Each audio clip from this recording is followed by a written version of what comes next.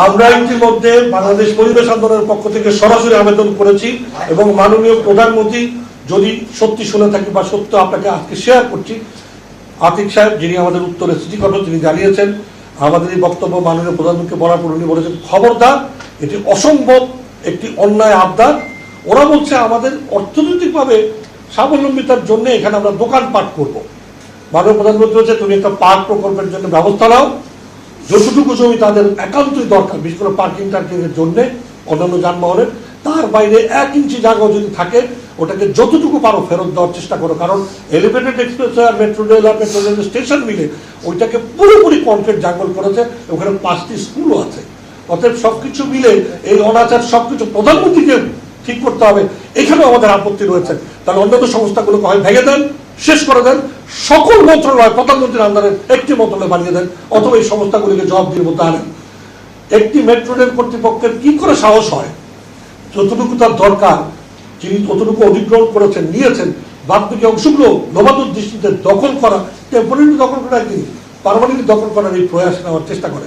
এটি কিন্তু এই একটি এক্সাম্পল মাত্র, সমস্ত ঢাকা জুড়ে এটা চলছে। প্রথমত হচ্ছে আমাদের সমস্ত উন্নয়ন নীতিমালায় এক ধরনের ব্যক্তি কেন্দ্রিক, পুঁজি কেন্দ্রিক, প্রকল্প কেন্দ্রিকতার বিরুদ্ধে আমরা গত 8 বছর ধরে স্পষ্ট উচ্চারণ করছি। শুধুমাত্র গণপরিবহন ভিত্তিক নির্ভরশীলতা বাড়ায় ঢাকার ফুটপাথগুলিকে ন্যূনতম 15 ফিট করে ফুটপাথের সাথে সাইড ওয়াকে গাছের সারি লাগিয়ে নতুন ঢাকা সৃষ্টি করতে যে পরিমাণ অর্থের প্রয়োজন এবং তার যে পরিমাণ গণমুখিতার উত্তরণ, তার বিপরীতে এলিভেটেড এক্সপ্রেসওয়ে প্রায় 22% অতিরিক্ত খরচে মাত্র 13 থেকে 17% মানুষের সেবা দানের প্রকল্প ঢাকায় চলছে। আমি স্পষ্ট উচ্চারণে বলছি না।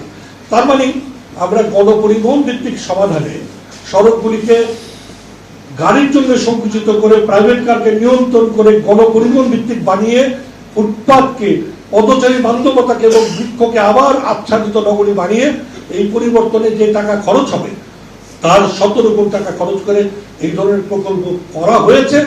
ভালো, এই ধরনের প্রকল্প আর করা না হয়, বরং এই যা বললাম এই ধরনের প্রকল্প মুখিতা তৈরি হয়, সেটা আমাদের জন্য গুরুত্বপূর্ণ। এবং এখানে সরকারকেই তার নগর দর্শনের প্যারাডাইম শিফট করতে হবে। এখানে ব্যক্তি, আমি, আপনি বা প্রফেশনালরা এককভাবে করতে পারবে না। সরকার কেন করবে?